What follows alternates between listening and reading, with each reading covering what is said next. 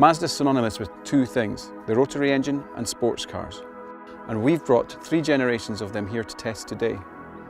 Mazda's made over 2 million rotary engine cars, and over 850,000 of them have been this, the RX-7.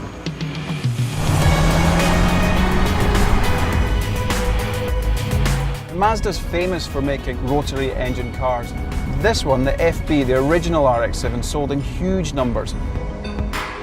This one has a twin rotary of 1.2 litres. That engine will rev to 7,000 revs, which for an early 80s car really is quite extraordinary. It's such a smooth little unit, and very responsive too. You can see why this car gained such acclaim back in the day when it was originally launched. I've always admired these cars for Mazda's unique engineering. And do you know what? It does live up to the hype. It's really good fun to drive. This little engine's fantastic.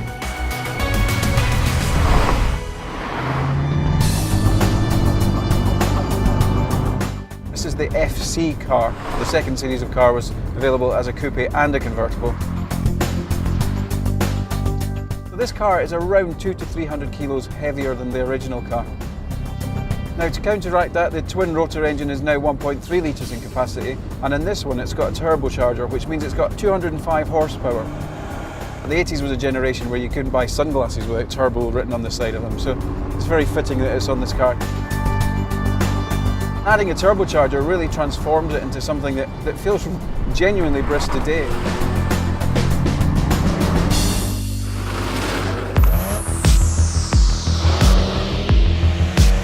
For many people, the RX-7 that they recognise is this one. This is the Generation 3 or the FD car. This is a car that's famous because it's been in things like Fast and the Furious, and if you grew up with a PlayStation, you'll be very aware of this car and you'll have driven it around various circuits around the world on your television.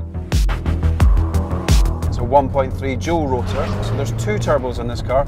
We're looking at a car that can do 0 to 62 in around about 5 seconds and tops out at above 160 miles an hour.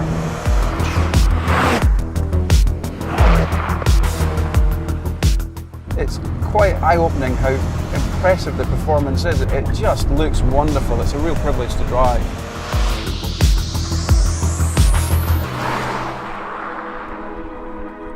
It's been really fascinating today to get the opportunity to drive all 3 of these cars back to back.